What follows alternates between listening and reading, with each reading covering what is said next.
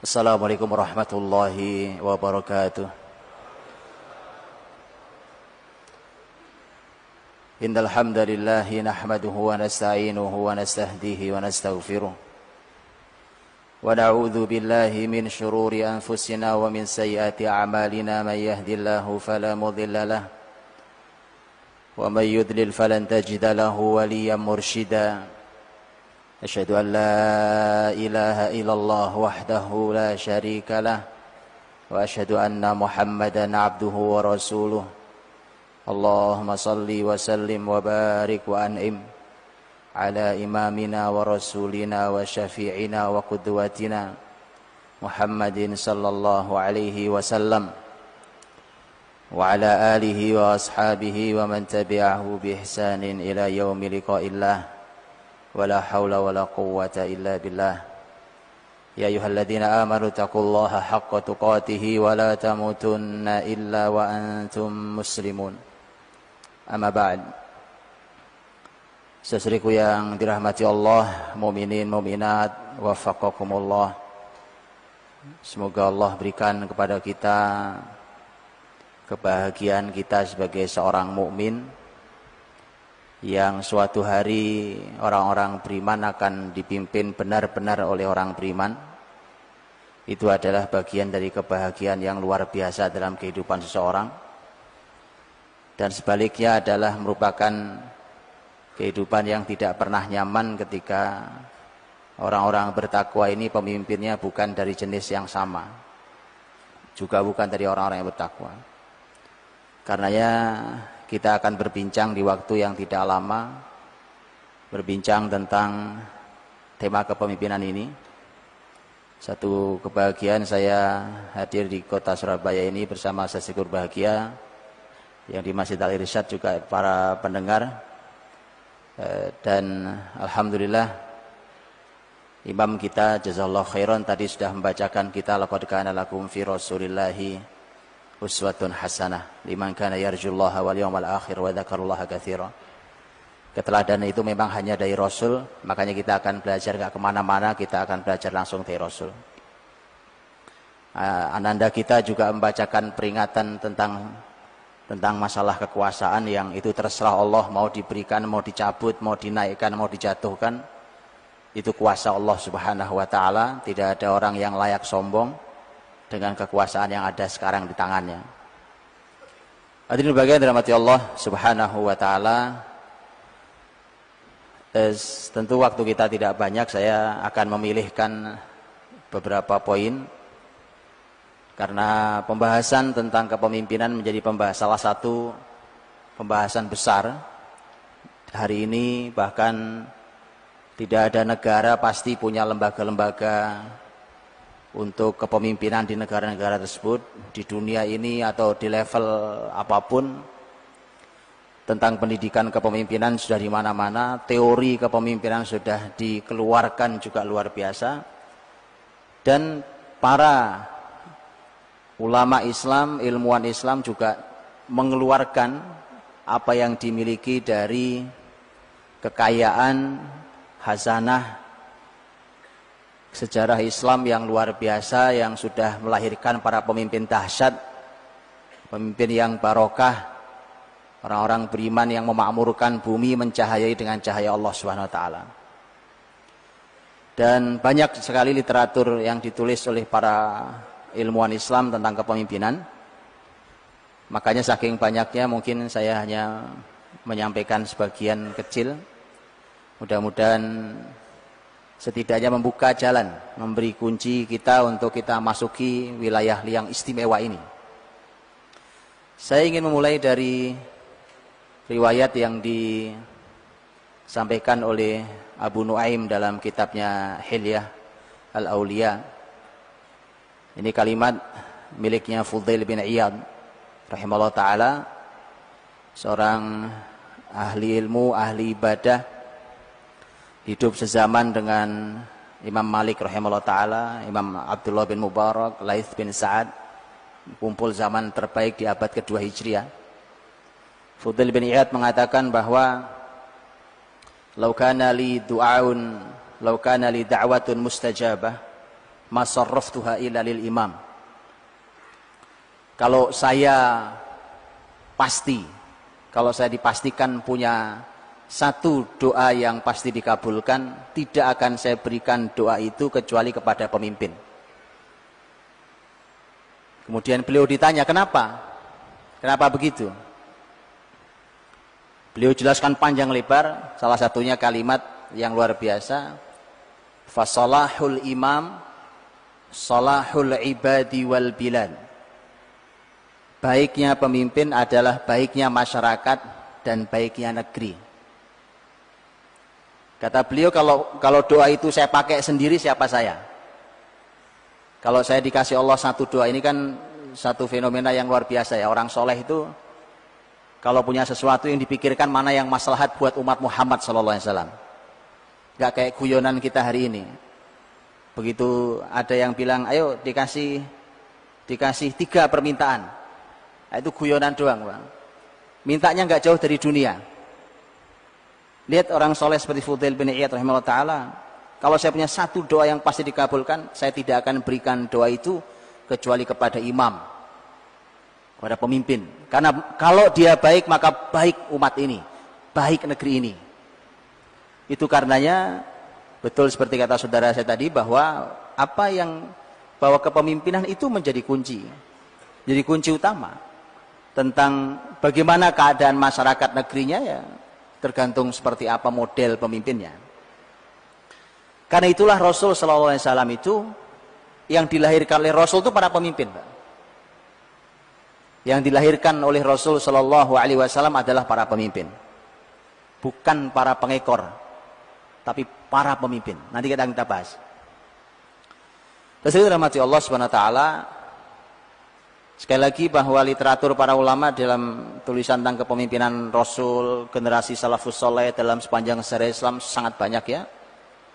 Salah satunya adalah buku yang ditulis oleh sejarawan luar biasa hari ini, rahimahullah, Syekh Dr. Munir Ghotban, seorang sejarawan sangat senior luar biasa, rahimahullah, punya peninggalan tulisan-tulisan yang tidak ada duanya menurut saya dalam bab ini.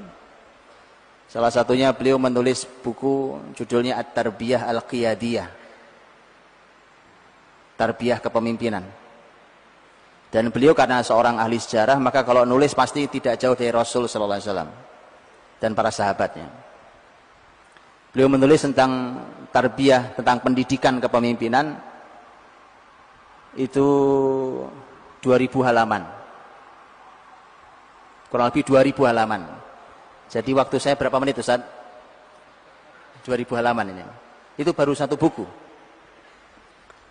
Ya, jadi luar biasa. Dan beliau potret selengkap-lengkapnya dalam sejarah Rasul, bagaimana beliau berhasil melahirkan para pemimpin. Itu luar biasa. Saya berikan data dulu di awal, Pak, supaya gamblang dulu datanya. Karena begini, sebelum bicara tentang gimana melahirkan pemimpin, bagaimana caranya, saya berikan data. Rasul SAW waktu beliau terima wahyu pertama kali di Gua Hira itu sendirian, gak ada temannya, tidak ada orang lain. Pulang turun dari Gua Hira menerima surat Al-Alaq, turun gemeteran, begitu ya, semua kita tahu kisahnya. Sendirian, tapi tidak mungkin tugasnya sebumi dikerjakan sendiri, itu tidak mungkin. Sehebat Nabi sekalipun, karenanya sangat banyak ayat dalam Quran yang Nabi diminta untuk bergabung dengan para sahabatnya. Bahkan Nabi diminta yang sabar, Muhammad, kumpul sama sahabatmu, tolong yang sabar. Karena itu ya, kumpul sama orang soleh itu kadang perlu sabar, Pak. Antum tahu sabar kan? Sabar itu artinya ada saja yang di hati itu rasanya kok begini amat kumpul sama orang-orang baik. Karena kalau Anda tinggal di luar sana tidak jelas. Jadi yang sabar, wasbir nafsaka ma'al ladzina yad'una rabbahum bil ghadati wal 'ashyi yuriduna wajhah wa la ta'du 'ainaka 'anhum turidu zinatal hayatid dunya wa la tuti' man aghfalna qalbahu 'an dzikrina wattaba'a hawahu wa kana amruhu furuta. Yang sabar, Muhammad, sabarkan dirimu bersama mereka-mereka yang masih mau bermunajat kepada Robnya di pagi dan di sore hari, dan seterusnya. Jadi Rasul sendirian Pak, tidak mungkin menyelesaikan semua kasus masalah di muka bumi yang saat itu jahiliyah merata. Anda boleh baca di zaman itu, kurang lebih di abad 6 Masehi, Anda boleh baca seperti apa keadaan bumi jahiliyahnya. Tugas Nabi semua untuk mencahayai bumi Allah yang sudah gelap oleh kejahiliahan itu. Makanya tidak mungkin sendiri. Karenanya Nabi SAW, maka Nabi kemudian membina para sahabatnya. Anggaplah kalau dihitung-hitung, anggaplah ini gampangnya di Mekah dimulai dengan 5 orang, di Madinah dimulai dengan 6 orang. Nah, gampangnya begitu. Nanti datanya untuk mencari sendiri. Saya sebutin data-datanya. Permulaannya kecil, angkanya kecil, dari 1 turun 5, nanti kemudian berjumlah menjadi, anggaplah angkanya di atas 100, begitu sejarahnya. Kemudian begitu pindah ke Madinah, Madinah diawali dengan 6 anak muda saja, dan 6 orang. Dah. Jadi awalnya tidak pernah besar. Makanya saya katakan, saya sering katakan, ini jumlah segini ini banyak banget, sudah cukup untuk Surabaya, Jawa Timur cukup Pak. Kalau dididiknya seperti Rasul mendidik sahabatnya. Itu sudah banyak banget. Jawa Timur, kalau perlu Jawa Timur sebagai tempat spesialis untuk melahirkan para pemimpin nabawiyah Pak. Ya, biar Indonesia ngambil pemimpinnya di sini aja. Mestinya begitu. Ini jumlahnya sangat banyak sekali. Nanti saya sampaikan ini jumlah berapa orang nih. Saya tunjukkan datanya sekarang. Begitu Rasul wafat. Para ulama mencatat data. Kalau ada perbedaan pendapat di antara ulama wajar, karena ngitung orangnya kan nggak ada absennya Pak. Imam Ibnu Abi Hatim dan Asyuti punya hitungan berbeda tentang berapa jumlah sahabat Nabi sebenarnya. Saya ambil jalan tengahnya. Anggaplah kisaran 120.000 sahabat. Jalan tengahnya 120.000 sahabat. Baik, 120.000 sahabat. Syekh Dr. Munir Ghotban dalam bukunya tadi Tarbiyah Qiyadiyah, beliau mengatakan dari 120.000 itu Nabi dapat orang dengan kualitas kepemimpinan yang luar biasa, level internasional, 2.000 orang. 2.000 orang Pak. Ini hasil kerja berapa tahun? 23 tahun kurang. Dapat 2.000 pemimpin. Cukup untuk bumi Pak. Bukan untuk Arab ya. Saya tidak bicara Arab Saudi apalagi Jazirah Arab, terlalu kecil. Kita bicara dunia. Bicara dunia. Itu Nabi meninggal, Nabi tinggalkan 2.000 pemimpin. Masyarakatnya masyarakat takwa. Dari 2.000 itu, 2.000 pemimpin itu dikawal, mereka dikawal oleh, sebelum masuk dikawal, dari 120.000 itu kurang lebih datanya secara umum disebutkan bahwa para sahabat Nabi itu ketemu Nabi rata-rata, bahkan dugaannya Syekh Munir Ghotban itu dugaannya 3/4 jumlah mereka, 3/4 jumlah sahabat itu usianya kisaran 20-an tahun. Supaya antum tahu datanya dulu, supaya nanti antum nggak salah sasaran kalau didik orang. Kisaran umurnya 20-an tahun. Catat baik-baik angka 20 tahun. Makanya susah Pak, pemimpin tua-tua ini, mohon maaf saya terhadap orang tua. Betulan ini, sudah saatnya. Loh, anak muda 20 tahun posisinya masih kerjaannya main gadget saja, ya mau berharap apa negeri ini? 20 tahun belum bisa apa-apa, nanti kita akan lihat di mana masalahnya. Jadi kalau 3/4-nya, ini kata Syekh Munir Ghotban dalam salah satu ceramah beliau, kalau 3/4-nya angkanya, usianya di kisaran angka 20-an tahun, luar biasa. Kalau dikecilkan lagi, Madinah itu tokoh pentingnya yang menentukan bahwa Madinah bisa menjadi negeri Islam sebelum Nabi hijrah itu 3 orang. Sa'ad bin Mu'adz, pemimpin tertinggi Ansor. As'ad bin Zurarah, ini yang lebih dulu masuk Islam, tapi posisinya memang tidak sesenior Sa'ad bin Mu'adz secara kepemimpinan, tetapi dia orang yang punya hubungan kuat dengan Sa'ad bin Mu'adz dan Sa'ad bin Ubadah. Kemudian satu lagi adalah utusan Nabi dari Mekah, yaitu Mus'ab bin Umair. 3 orang ini merekayasa satu kota Pak. Merekayasa satu kota yang nanti menjadi pusat iman, pusat peradaban. 3 orang nih. 3 orang ini, Anda tahu usianya kisaran 30 tahun. Kisaran 30 tahun. Jadi nggak usah, jangan tua-tua ya Pak. Jangan tua-tua. Kisaran 30 tahun. Memang begitu. Nanti kita akan bicara kenapa anak muda. Untuk kepemimpinan ini kenapa Nabi pilih muda. Nanti ada banyak kajiannya. Baik. Dari 2000 pemimpin itu,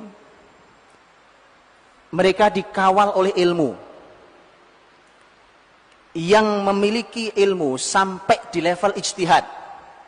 Saya bicara ijtihad level sahabat, bukan level Facebook, Twitter, WhatsApp, bukan level hari ini, Pak. Yang semua orang berijtihad hari ini. Masya Allah, antum semua mustahid hari ini. Semua bicara ilmu Islam padahal tidak pernah tahu ilmunya. Luar biasa hari ini. Saya bicara ijtihad, tolong dipahami level ijtihad yang benar dalam Islam. Bukan ijtihadnya orang hari ini. Yang semua orang boleh berfatwa. Semua orang boleh mengeluarkan hukum.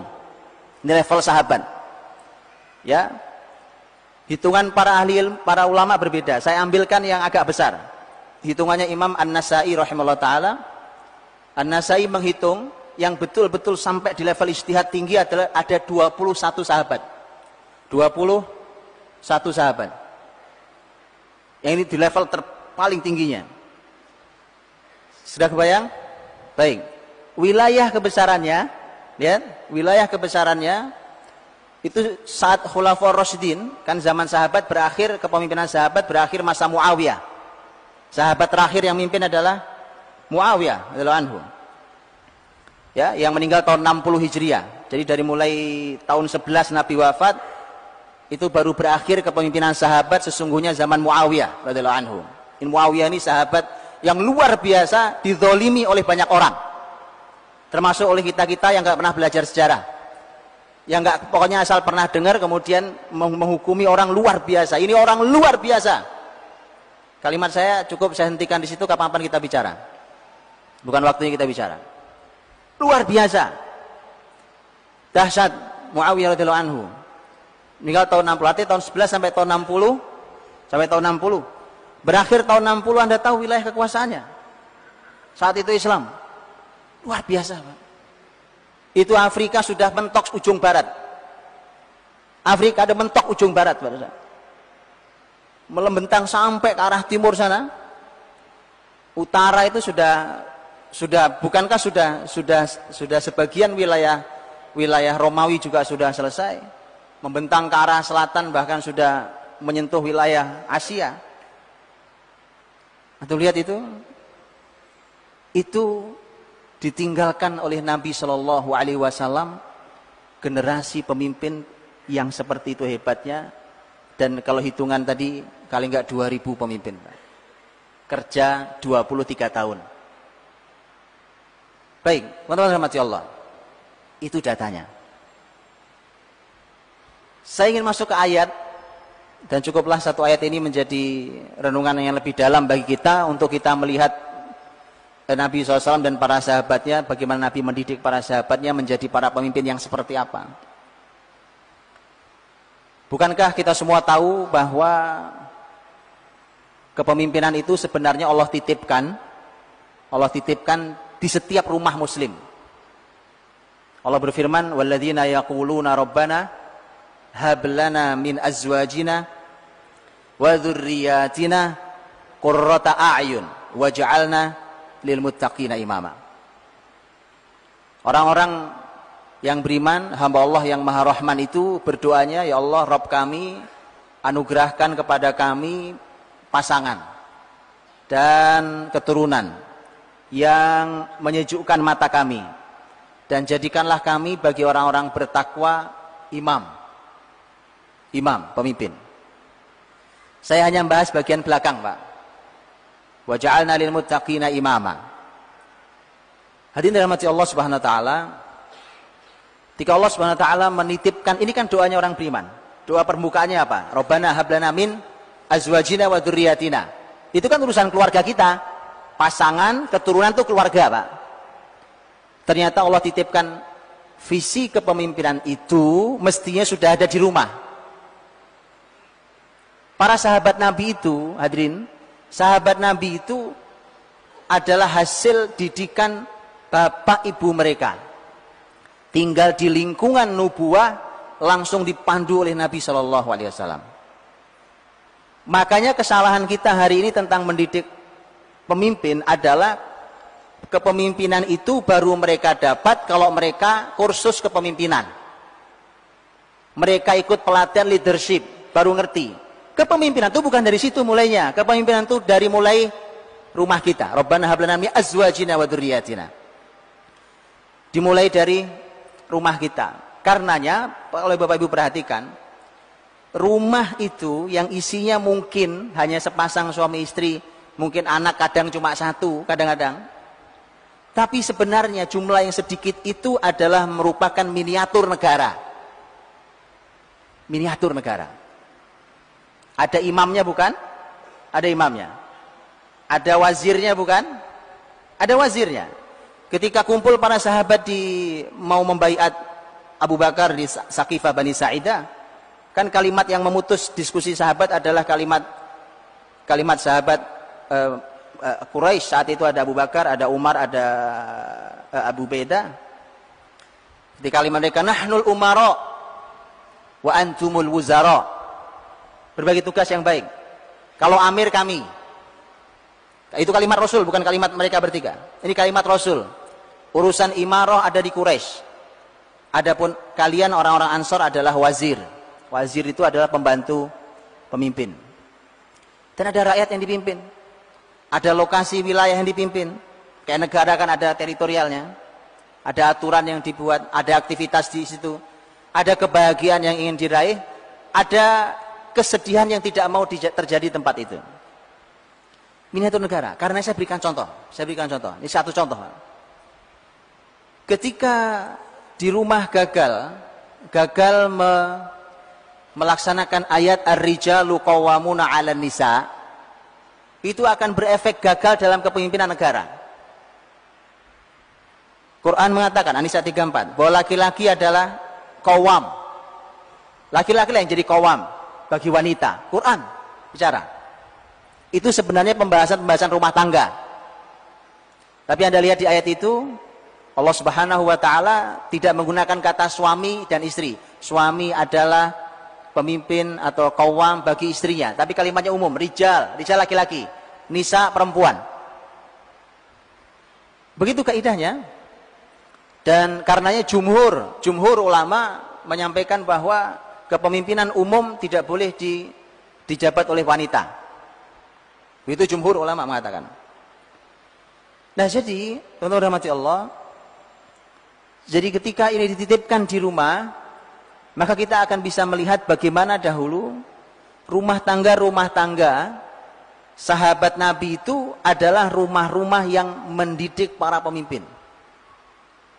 Mendidik para pemimpin. Saya contohkan yang lebih aplikatif lagi, teman-teman. Di negeri ini ada yang sering disebut dengan ini adalah lembaga terhormat. Ada majelis permusyawaratan rakyat, ada dewan permusyawaratan rakyat, ya kan? Di setiap kota ada. Tugasnya musyawarah, betul kan? Sesuai namanya. Musyawarah itu bukan bahasa Indonesia. Itu 3 kata itu yang ada di pusatnya di Senayan itu 3 kata itu semua bahasa Arab dipakai. Dewan, majelis permusyawaratan rakyat itu semua bahasa Arab. Makanya kalau ada yang benci dengan Arab, itu dihapus saja, diganti. Umpamanya namanya apa ya? Usulannya apa? Nah, usulannya. Ganti aja namanya. Saya juga susah nih nerjemahinnya kalau bisa. Ini semua dihapus, itu lebih bagus dihapus. Semua Arab itu. Semua Arab itu, Pak. Kata-katanya semua Arab, ya. Nah, itu tugasnya musyawarah. Ketika mereka tidak tahu cara musyawarah yang baik, itu karena di rumah mereka tidak pernah diajari cara musyawarah yang baik. Dulu kalau ada anak di rumah, cara mintanya nangis. Ngamuk, banting piring. Maka begitu masuk dewan, banting kursi. Anda tahu? Karena memang tidak pernah. Syuro itu diajarkan Rasul SAW di semua level kehidupan. Anda baca. Dan itu hal sangat penting dalam kepemimpinan dan kenegaraan. Ini saya berikan contoh betapa bahwa gagal di level tadi visi rumah tangga ini tidak dapat kita nanti. tentang tema wa ja'alna lil muttaqina imama, itu satu. Bismillah, alhamdulillah, wassalatu wassalamu ala rasulillah wa ba'd. Karenanya Abdullah bin Abbas radhiyallahu anhuma, beliau ini masih muda sekali waktu zaman Nabi dan sangat lengkap hidupnya, karena kalau ada nama ahli ilmu disebut maka salah satunya adalah Abdullah bin Abbas. Ini nanti beliau ini puncaknya ilmu Quran, tafsir, ahli ilmu yang luar biasa. Bahkan nanti beliau ini kaya raya, dan beliau sempat menjadi amir, sempat menjadi gubernur. Ini bertemu dengan Nabi, Abdullah bin Abbas itu belajar bertemu dengan Nabi sesungguhnya hanya sekitar 4 tahun. Jadi cuma 4 tahun saja sekolahnya sama Nabi SAW. Sebelum itu Abdullah bin Abbas tinggalnya di Mekah. Sebelum ketemu Nabi, karena ayahnya Abdullah bin Abbas kan Abbas, paman Nabi. Abbas itu memang oleh Nabi ditugasi untuk di Mekah dan tidak ke Madinah. Karena ini adalah sumber informasi Nabi seputar Mekah yang ditanam oleh Nabi di Mekah. Ini paman Nabi, itu Abbas. Karena itulah Abdullah ini sebenarnya hidup lamanya dididiknya oleh bapaknya. Itu maksud saya tadi, Pak. Bahwa visi kepemimpinan itu Allah titipkan di rumah. Di rumahlah dimulainya. Praktek contoh kecilnya di rumah itu. Ya tadi saya cerita tentang musyawarah, tentang pola bicara, tentang komunikasi, tentang kepemimpinan, tentang itu di rumah ada. Baik. Karena itulah maka di doa tadi disampaikan seperti itu. Di soal Furqan 74 itu tadi, bahwa doanya orang beriman minta agar pasangan dan keturunannya menjadi pemimpin bagi orang bertakwa. Wa ja'alna lil muttaqina imama. Dalam ayat ini Allah Subhanahu wa taala mendahulukan kata lil muttaqin. Dan ini hikmahnya banyak sekali. Karena sebenarnya kalau di dalam terjemahan kita yang enak didengarkan, jadikan kami imam atau pemimpin bagi orang bertakwa, kan begitu. Jadi tapi di dalam ayat imamnya ditaruh di belakang. Wa ja'alna lil muttaqin imama. Dalam bahasa Quran dibolak-balik begitu, namanya takdim takhir. Itu hikmahnya banyak sekali. Pelajarannya banyak sekali. Ini diantara pelajarannya, Pak. Di antara tema pelajarannya bahwa memang fokus tentang kepemimpinan itu sesungguhnya pada masyarakatnya. Dan ini masyarakatnya masyarakat bertakwa yang harus melahirkan seorang pemimpin. Jadi masyarakatnya bertakwa dulu, baru lahir pemimpinnya. Jadi sebenarnya wajah kepemimpinan itu kan wajah masyarakatnya. Makanya Allah sebut masyarakatnya dulu, baru lahir pemimpinnya kayak apa. Jadi begitu, Pak. Jadi sebenarnya potret masyarakatnya, mau di kota manapun pemimpinnya kayak apa, ya itulah potret masyarakatnya. Jadi potret masyarakatnya memang seperti itu. Karenanya ketika Nabi punya tugas untuk melahirkan para pemimpin yang nanti memimpin bumi, maka Nabi membangun para sahabat di sebuah masyarakat. Yang kalau dengan bahasa yang lebih spesifik lagi, bahwa sebelum jadi pemimpin, jadi masyarakat dulu. Karenanya, ini bahasanya Syekh Munir Qutban juga, dalam ceramah beliau tentang tarbiyah qiyadiyah, beliau katakan bahwa sifat pemimpin nomor 1 sebelum yang lainnya adalah dia harus jadi jundi mundobin. Harus jadi tentara yang disiplin dulu. Itu syarat jadi pemimpin. Jadi ternyata syarat jadi pemimpin itu dimulai dari dia harus jadi anak buah yang dipimpin, yang tertib, yang disiplin. Baru nanti bisa jadi pemimpin. Karena begitulah yang dicontohkan. Rasulullah SAW dengan para sahabatnya. Al-Quran ketika memberikan tarbiyah qiyadiyah tentang pendidikan kepemimpinan ini. Ketika Quran mengatakan, memerintahkan kufu aidiakum, tahan tangan kalian, Ini ayat turun di Mekah. Jangan balas. Sejahat apapun, seburuk apapun yang dialami muslimin tidak boleh balas dengan kekuatan fisik. Itu perintah di Mekah. Karenanya apapun keadaan muslimin di Mekah, bahkan saat itu sudah sangat sulit, bahkan sudah ada korban jiwa, saat itu tidak ada pembalasan fisik sama sekali. Ini sebenarnya bukan apa-apa, Pak. Ini sebenarnya adalah melatih para sahabat untuk menjadi tentara yang disiplin. Diperintah nurut apa enggak? Nah, susah kalau diperintah enggak nurut. Letakkan senjatanya, letakkan senjata. Angkat senjatanya, angkat senjatanya. Maka dilatih itu. Makanya ketika datang Nabi lagi senderan di Ka'bah, bernaung di naungannya Ka'bah karena terik matahari di siang hari, datang seorang sahabat minta didoakan karena muslimin keadaannya sudah sangat buruk. Kan Nabi kemudian menceritakan, kalian kan belum apa-apa. Orang dulu ada yang disisir pakai besi, mengelupas kulit dan dagingnya. Orang ada yang dipotong, dibelah jadi dua. Innakum qaumun musta'jilun.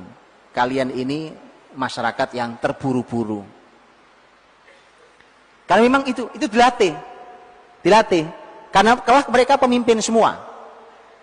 Karena mereka kelak adalah pemimpin, maka mereka harus dilatih dulu menjadi anak buah yang taat. Itu luar biasa. Itulah mengapa lil muttaqina imama.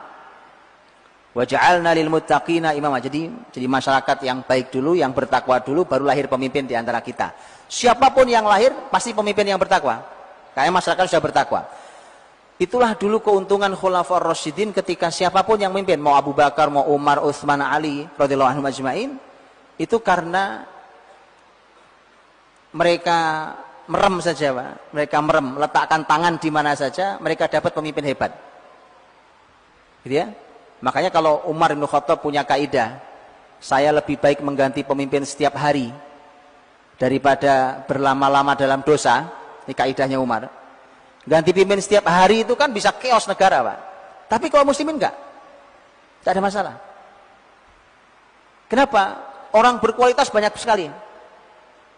Karenanya dulu para sahabat itu, bahkan seseorang dipecat itu bukan karena tidak berkualitas. Karena ada yang lebih baik dari yang baik. Ada yang lebih baik daripada yang baik. Syarahbil bin Hasanah itu diangkat oleh Umar jadi qadhi, jadi hakim. Jadi hakim di sebuah wilayah. Kemudian datang surat Umar atau perintah bahwa dia harus copot dari jabatannya. Maka dia tanya, jangan-jangan saya salah ini berat nih kalau bukan urusan jabatan, Pak. Dia bertanya, apakah karena khianat saya dipecat terhadap amanah ini? Jawaban Umar tidak. Karena ada orang yang solehnya sama dengan kamu, tetapi dia lebih kuat amalnya daripada kamu. Maka Syarahbil hanya mengatakan tidak masalah, tapi sampaikan ini ke masyarakat karena saya khawatir mereka salah paham tentang kenapa saya dipecat. Kemudian Umar menyampaikan ke masyarakat kenapa beliau dipecat. Jadi dulu begitu, Pak. Jadi tadi saya bilang makanya merem gitu, megang kepala orang itu pemimpin hebat itu. Merem lagi megang itu pemimpin hebat. Kita hari ini udah melotot, Pak. Milih pemimpin itu udah melotot, sudah berantem, dapatnya ya kucing dalam karung. Masya Allah, Pak. Mestinya kita bisa. Kalau kita ikuti ini prosesnya yang dijalankan oleh Rasul tentang mendidik para sahabatnya, lahir, Pak, pemimpin hebat. Nah, makanya kembali pada ayat wa ja'alna lil muttaqina imama. Ketika Allah mendahulukan kata lil muttaqin, pelajarannya banyak sekali. Nah, di antaranya yang saya sebutkan. Wa ja'alna lil muttaqina imama. Imam, pemimpin. Para ulama tafsir menyampaikan imam itu adalah imamatuddin. Para tafsir mengatakan bahwa imamah itu imamatuddin, yaitu imam dalam urusan ad-din, dalam urusan agama. Nah, kemudian nanti ternyata para ulama menyampaikan tentang hadis Nabi sallallahu alaihi wasallam, kana banu Israil yasusuhum anbiya'uhum. Dulu masyarakat Bani Israel itu itu mereka yasus dari kata siasah. Siasah atau siasah, memang akhirnya terjemahan politik jadi nggak enak sebenarnya Pak, kata siasah itu. Karena di hadis itu dulu masyarakat Bani Israel itu siasahnya itu di tangan ambiya'uhum, di tangan para nabi mereka. Nah, para nabi itu adalah pemimpin agama. Karenanya masyarakat ideal itu, antum perhatikan, Abu Bakar, Umar, Utsman, Ali, ya radhiyallahu anhum ajma'in. Ini keempat-empatnya adalah ahlul ijtihad. Yang tadi saya katakan, kalau disebut 21 sahabat oleh An-Nasa'i rahimahullah ta'ala, dari sekian banyak sahabat yang layak disebut di level ijtihad seperti itu, empat-empatnya masuk. Empat-empatnya masuk Pak. Bisa dibayangkan kan? Mereka ada di level tertinggi secara ilmu, level tertinggi secara kesolehan, mereka jadi di level tertinggi secara kepemimpinan. Makanya nikmat sekali hidupnya masyarakatnya. Itu bukan cerita sejarah, itu adalah pelajaran yang diambil yang harusnya bisa dilaksanakan. Kan laqad kana lakum fi Rasulillahi uswatun hasanah kan? Mesti bisa dilakukan. Tinggal nanti kita bertanya bagaimana Nabi SAW mendidik sampai lahir kayak seperti itu. Nah itulah maka waja'alna lil muttaqina imama. Ketika ulama mengatakan imamatuddin, maka kalau agama ad-din ini sudah jadi imam dan akhirnya para ahli ilmu agama kalimatnya didengar, bukan dilecehkan Pak. Kalau fatwa para ulama dilecehkan, sebenarnya memang kita harus koreksi dari semua sisi, dari semua lini. Artinya memang ada masalah sangat serius dari banyak sisi. Semua memang harus kita koreksi, harus fair kita koreksi. Ya masyarakatnya, ya ulamanya, ya semua dikoreksi. Kenapa sampai begitu? Karena itu bayangkan, dialog terjadi Pak, antara Abdullah bin Abbas dengan Umar bin Khattab dalam masalah ilmu. Ilmu itu kan biasa. Ilmu itu kan artinya ya ilmu, dialog, diskusi, walaupun ini tidak seimbang secara umur. Nggak seimbang secara umur gitu ya. Yang Umar umurnya sudah anggaplah di atas 50 tahun, ini anak belasan tahun. Tapi secara ilmu Umar akui ini anak muda yang luar biasa. Dialog tentang ilmu saat itu pembahasan tentang ilmu faraid, begitu dialog tentang ilmu di majelis itu, Abdullah bin Abbas sebenarnya punya pendapat sendiri yang tidak sama dengan Umar bin Khattab. Tapi tidak disampaikan, ditahan itu, disampaikan cuma kepada muridnya. Kenapa? Ditanya, kenapa Anda nggak sampaikan? Ini kan ilmu, ini kebenaran. Dia mengatakan, wallahi, demi Allah, saya itu kalau ngelihat Umar itu nggak berani. Ya. Jadi penuh haibah, bukan takut karena zalim, bukan Pak. Jadi dia punya haibah, punya kewibawaan yang ahli ilmu yang luar biasa. Jadi ahli ilmu itu seperti itu Pak. Itu duduk saja orang mau bicara segennya luar biasa. Nah kalau sampai ahli ilmunya dilecehkan, ada masalah sangat serius di semua sisi, di semua lini. Ya. Nah hadirin rahmati Allah, waja'alna lil muttaqina imama tadi, ketika imamatuddin itu menjadi, ketika agama dan ahli agamanya benar-benar mengawal masyarakatnya sampai bahkan mereka yang memimpin masyarakatnya, maka ini akan menjadi masyarakat ideal seperti yang tergambarkan dalam doa itu. Kemudian juga ada pelajaran lain di ayat ini tentang kata imam itu sendiri. Karena ternyata kata kata imam itu ternyata kalau menurut Syekh Muhammad Mutawalli Sya'rawi, salah seorang ahli tafsir rahimahullah, ternyata beliau mengatakan bahwa imam itu arti aslinya adalah pola. Bapak Ibu tahu pola baju? Penjahit itu kalau mau jahit baju dia buat pola. Tahu pola ya? Mudah-mudahan antum tahu pola. Tahu pola Pak? Tahu ya? Pola. Nah, jadi artinya dibentuklah kalau baju seperti ini, maka dibuatlah baju dengan potongan seperti ini, dibuat polanya. Nanti kain yang dipotong itu tinggal niru pola itu. Jadi tinggal krek gitu, pola. Ternyata itu asal kata imam, pemimpin itu. Jadi antum bisa bayangkan bagaimana kepemimpinan mau berhasil. Kebijakan yang dia keluarkan itu sebenarnya bukan pola dirinya. Dia bukan pola untuk masyarakatnya. Paham ya? Bukan pola untuk masyarakatnya. Bicara tentang korupsi, dia korupsi. Bicara tentang kemiskinan, dia itu nggak pernah miskin Pak sebenarnya. Bahkan sebenarnya kalau nggak pernah miskin sih nggak ada urusan. Utsman juga nggak pernah miskin Pak. Cuma masalahnya, haknya orang miskin juga disikat. Bagaimana dia mau paham tentang, dia bukan pola. Ketika dia bukan pola, dia bukan imam. Karena imam itu mesti jadi pola, dia adalah polanya. Dan itulah yang dihadirkan oleh Nabi SAW, dididiklah Nabi mendidik para sahabatnya dengan konsep pola.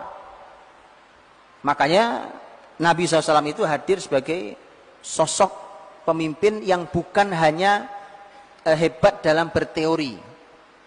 Hari ini celakanya adalah kita bisa memilih pemimpin yang sebenarnya buruk perilakunya, cuma keren teorinya. Kita pikir nggak apa-apa Pak.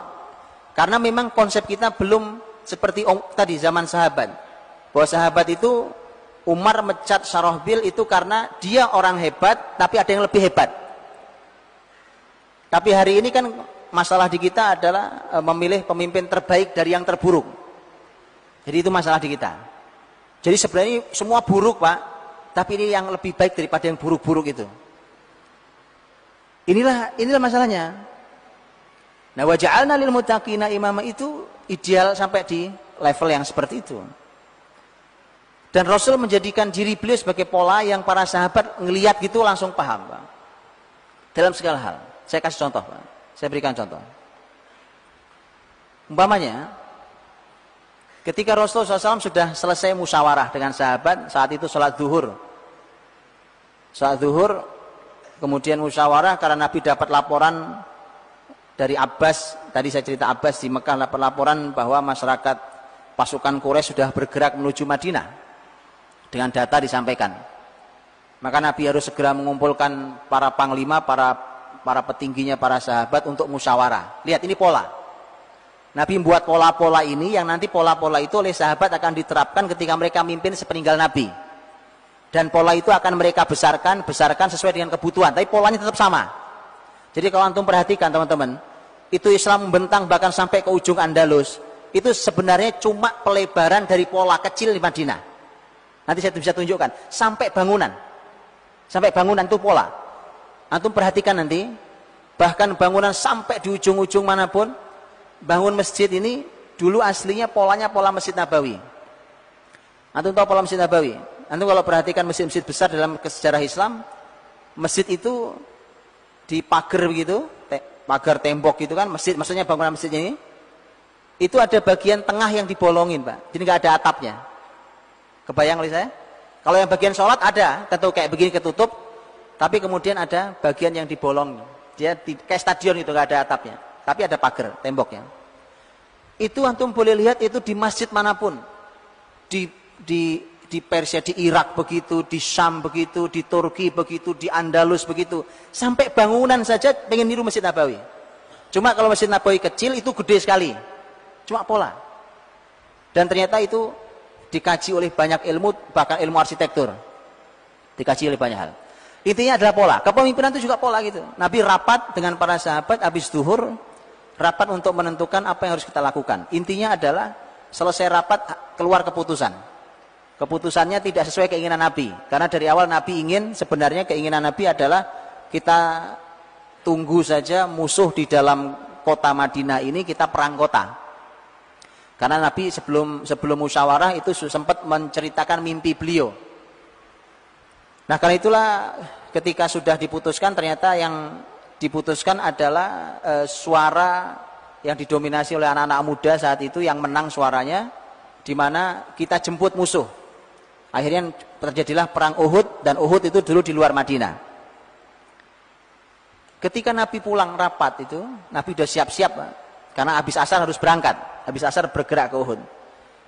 Sudah siap-siap, sudah pakai baju besi, siap perang, ya. Pakai baju besi dengan semua perbekalan. Ternyata rumah beliau diketuk oleh seorang sahabat. Ya Rasulullah, aku ini utusan para sahabat yang lain. Nampaknya kami memaksamu. Karena tadinya sebenarnya semua sahabat tahu kalau Nabi maunya nggak kita jemput di luar kota, kita perang ke dalam kota.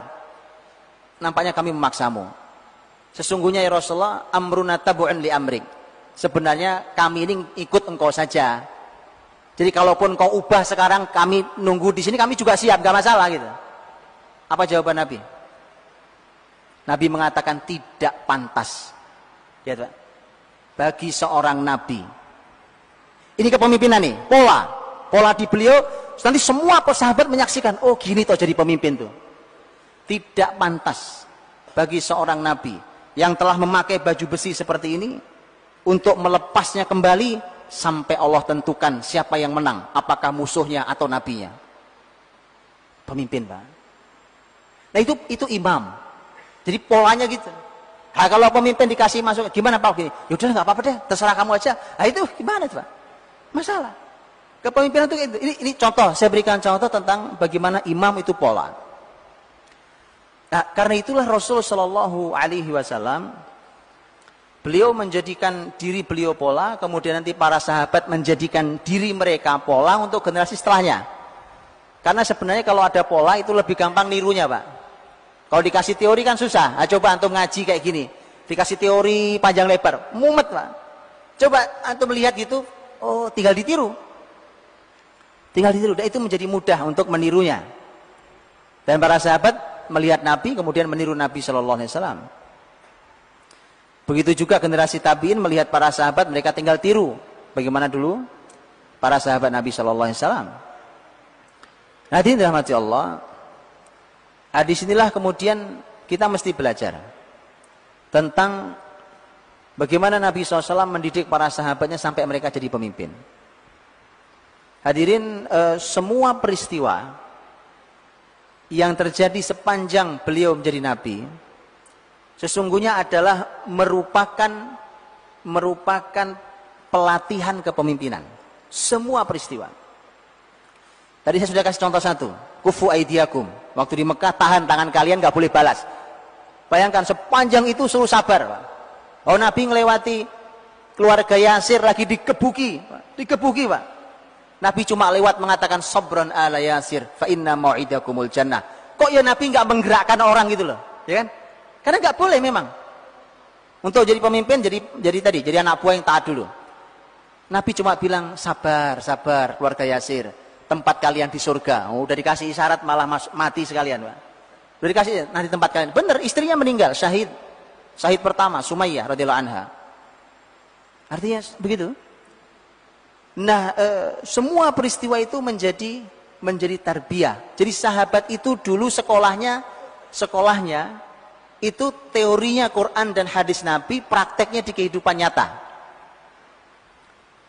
Saya kasih contoh, Pak. Kalau tadi umpamanya Nabi dan para sahabat baru ketemu dengan jenis masyarakat yang tidak dijumpainya di Mekah, adanya di Madinah, yaitu masyarakat munafik.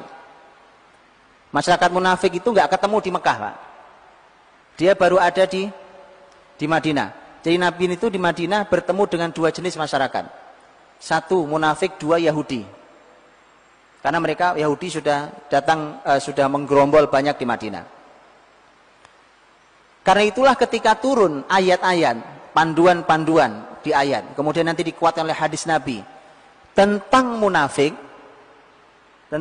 surat At-Taubah itu penuh dengan pembahasan munafik.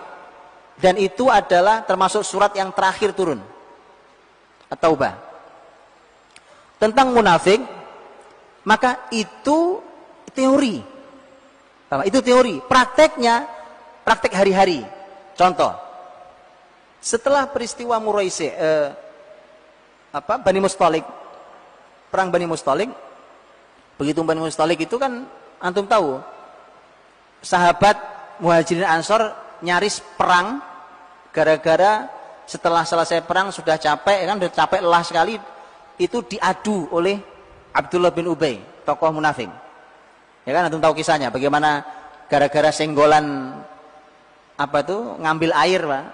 Antar sahabat Muhajirin Ansor, ya Allah, senggolan gara-gara air, kok begitu? Apa mereka lupa bahwa dulu jangankan cuma air, mereka dulu kebun mereka kasih, rumah mereka kasih ke saudaranya yang Muhajirin. Ini gara-gara satu sudah lelah, ini makanya tadi Pak, kalau fisik lelah itu istirahatkan. Ini gara-gara fisik sudah lelah sekali, masuk provokasi munafik. Akhirnya Nabi membuat tindakan-tindakan yang antum baca di Sirah Nabawiyah, saya tidak sampaikan, tapi intinya ada dialog Nabi dengan Umar. Ketika Umar bin Khattab, ini praktek tentang bersikap tentang orang munafik, ini maksud saya Pak. Jadi teorinya ada, prakteknya gimana sih gitu. Makanya seluruh peristiwa di zaman Nabi adalah merupakan praktek dari teori. Karena nanti Umar pemimpin, kita tahu. Dan Umar pasti masyarakatnya ada orang-orang munafik. Maka kemudian ketika Umar bertanya ke Nabi SAW dan Umar tahu sumber masalahnya, Umar kemudian berkata, ya Rasulullah, izinkan saya penggal kepalanya. Itu kan biasa Umar mengatakan itu kan. Izinkan saya penggal kepalanya. Ini solusi jitu Umar. Beres, nggak banyak ngomong, selesai. Jawaban Nabi tidak.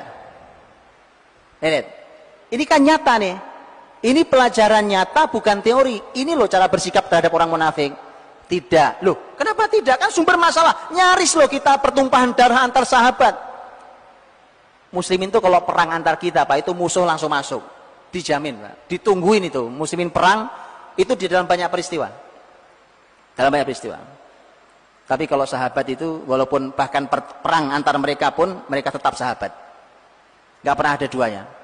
Bahkan antum yang belajar sejarahnya salah. Tentang perang Siffin, tentang perang Jamal, antum ngaji ulang. Antum akan jumpai itu perang yang tidak ada duanya. Tentang masalah kehebatannya, bukan kejelekannya. Kok bisa ya Pak? Nah, itu lain cerita. Iya. Gak ada perang kayak begitu, sampai hari ini gak pernah ada Pak. Oke. Tapi itu gini. Umar ketika berkata bahwa ketika tahu masalahnya kemudian mengusulkan penggal kepala, kata Nabi tidak. Alasan kata Nabi jelas, kata Nabi jangan. Nanti orang-orang berkata Muhammad bunuh sahabatnya sendiri. Lihat pertimbangan pemimpin tentang orang munafik. Maka kemudian pulang. Nabi melakukan beberapa treatment supaya fitnah itu mereda. Singkat kata sampai Madinah. Sampai Madinah turun surat Al-Munafikun. Nah, begitu turun surat Al-Munafikun, nama suratnya pun surat Al-Munafikun. Kemudian jelas siapa pelakunya. Kemudian Umar ketemu Nabi lagi di Madinah setelah surat itu turun. Kemudian Nabi berkata pada Umar, Umar, kamu tahu sekarang? Sekarang ini begitu surat ini turun. Begitu surat ini turun. Maka saya tidak usah nyuruh mereka membunuh Abdullah bin Ubay, mereka akan lomba bunuh Abdullah bin Ubay.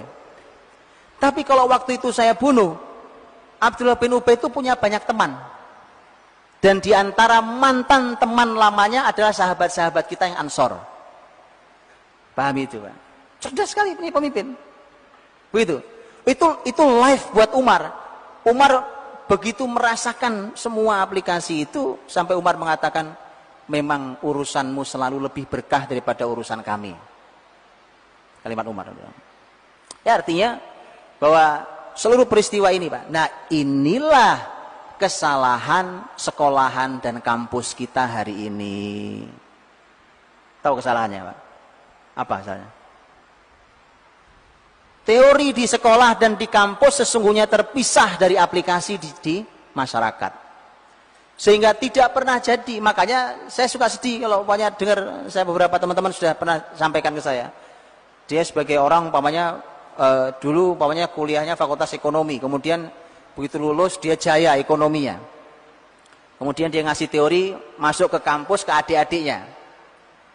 Dan ternyata teori yang dia sampaikan itu ternyata sama sekali tidak sama dengan teori yang disampaikan di kelas. Coba Pak. Jadi sudah teorinya nggak sama dengan praktek di lapangan, aplikasi juga nggak ngerti, makanya begitu. Makanya dulu dalam sekolahan Islam, bahkan sejak level TK SD, lihat Pak, dalam sejarah Islam, sejak level SD saja, mereka sekolah tidak pernah dipisahkan dari peristiwa yang ada di sekelilingnya untuk level mereka. Saya kasih contoh. Dulu sekolah level SD, itu kalau ada berita bahwa di kota itu ada seorang pemimpin yang berjasa sekali untuk Islam dan masyarakatnya meninggal, Maka SD tutup. Semua ikut untuk menyolatkan jenazah, untuk hadir di jenazahnya orang mulia itu. Tidak terpisah dari kehidupan nyata. Kalau ternyata hari ini ada, besok ada lagi, ya besok libur lagi. Atau besok ke situ lagi. Karena itu jauh lebih penting, jauh lebih menarik daripada Anda kasih teori berbusa-busa. Anda tahu itu? Nah, ini kesalahan kita. Oh, sampai sekolah, kampus, segala macam itu terpisah dari kehidupan nyata. Seluruh peristiwa di kehidupan Nabi dan para sahabat adalah merupakan daurah, Pak. Semuanya itu daurah kepemimpinan. Teorinya apa? Prakteknya langsung bisa mereka. Itu memang pola. Dan saya katakan, beliau sebagai seorang pemimpin adalah pola, dan para sahabatnya maka mudah untuk meniru apa yang dilakukan oleh Nabi Shallallahu Alaihi Wasallam. Disitulah mesti kita benahi tentang rumah kita, tentang pendidikan kita, yang itu supaya visi kepemimpinan itu bisa lahir dari rumah kita, kemudian di pendidikan kita dan seterusnya. Dan hadirin dirahmati Allah, apa yang kita saksikan dari hasil pendidikan Rasul kepada para sahabat, ini subhanallah, memang kepemimpinan itu nanti di berbagai bidang ya.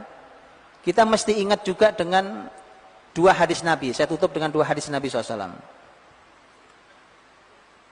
Nabi SAW bersabda, dua-duanya hadis sahih. Yang pertama, Nabi SAW mengatakan, An-nasu ka'ibili mi'ah, la takadu tajidu minha rahilah. Itu hadis yang pertama. Hadis yang kedua adalah an-nasu ma'adin kama'adini dhahabi wal fiddah, khairukum fil jahiliyati khairukum fil islami idza faquhu. Yang pertama, Nabi SAW mengatakan, kata Nabi, manusia itu seperti, ini permisalan, seperti onta yang berjumlah 100. Nah, ini misalnya agak aneh, Pak, tapi ini dahsyat ini. Anda lihat nih. Dan pelajarannya sangat mahal, dijelaskan oleh para ulama kita. Di antaranya Imam Nawawi rahimahullah ta'ala menjelaskan dalam kitab Al-Minhaj, beliau jelaskan hal ini. Manusia itu seperti onta 100. Dari 100 itu nyaris tidak Anda jumpai satu saja rohilah. Rohilah itu apa? Rohilah itu dijelaskan sebagai onta yang, kata rohilah dari kata rehlah. Rehlahnya nggak tanggung-tanggung, Pak. Onta diajak rehlah, anggaplah dari Mekah dagang ke negeri Syam. Itu sama kayak ini sama juga kurang lebih hampir 10 Jawa ini, Pak, panjangnya. Bayangkan perjalanan sepanjang itu tuh onta, satu. Yang kedua, diberi beban berat barang dagangan kanan kiri. Onta itu, luar biasa. Karenanya rohilah itu dengan dua ciri. Ciri pertama adalah dia sanggup perjalanan jauh. Yang kedua, sanggup membawa beban berat. Nabi katakan ini 1/100. Lihat hitungannya, Pak. Ini 1/100. 1/100 ini, kalau dari 100 kata Nabi kadang susah dijumpai satu yang jadi rohilah. Dan yang rohilah itulah yang bisa dipakai. Bisa dipakai. Mereka yang memang kuat, perjalanan panjang ini kuat, nafasnya nafas panjang, Pak, bukan pendek-pendek, bukan pragmatis. Panjang. Dan mereka adalah generasi yang siap untuk membawa beban yang berat. Rohilah inilah yang tadi, Pak, dikatakan bahwa para sahabat Nabi sepeninggal Nabi Shallallahu Alaihi Wasallam, antum boleh lihat tuh.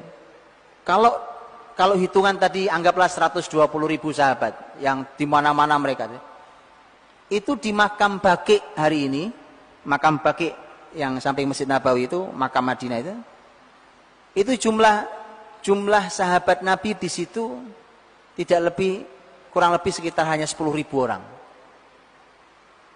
Kalau dari 120.000 yang dimakamkan dibagi 10.000, antum lihat di mana sisanya meninggalnya. Mereka rohilah, Pak. Mereka bertebaran di bumi Allah dalam tugas mereka. Mereka bisa meninggal di negeri mereka bertugas. Rohilah tuh. Abu Ubaidah Ibnul Jarrah Amin hadhil ummah, sahabat Nabi yang luar biasa. Ini sahabat yang paling dikagumi Umar. Jadi setelah Abu Bakar, Abu Ubaidah itu orang yang sangat dikagumi Umar. Sampai disebutkan dalam riwayat bahwa Umar itu nyaris atau hampir saja, ini masalahnya karena Abu Ubaidah meninggal lebih dulu daripada Umar.